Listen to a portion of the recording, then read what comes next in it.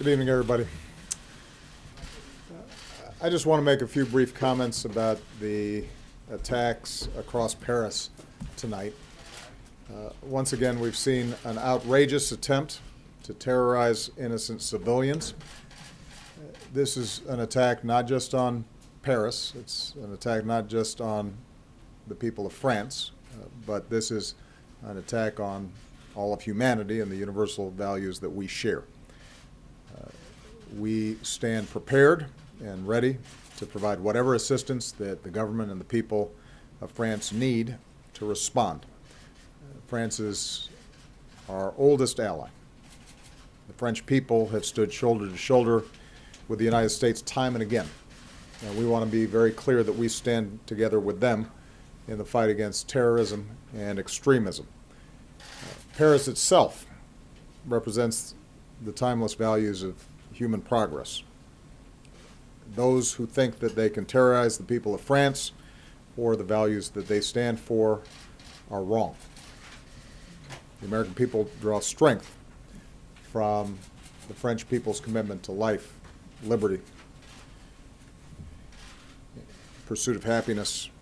We are reminded in this time of tragedy that the bonds of liberté and égalité and fraternité are not only values that the French people care so deeply about, but they are values that we share.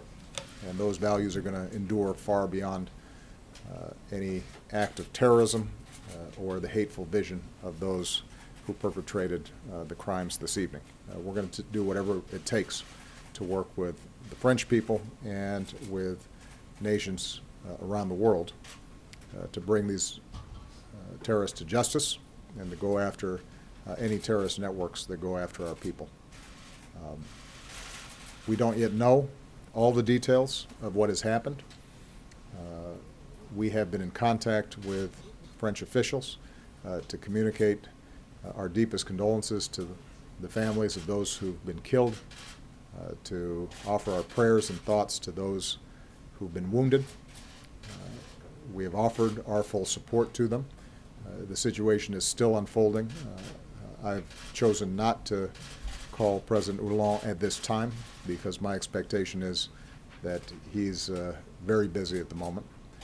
I actually, by coincidence, was talking to him earlier today in preparation for the G20 meeting.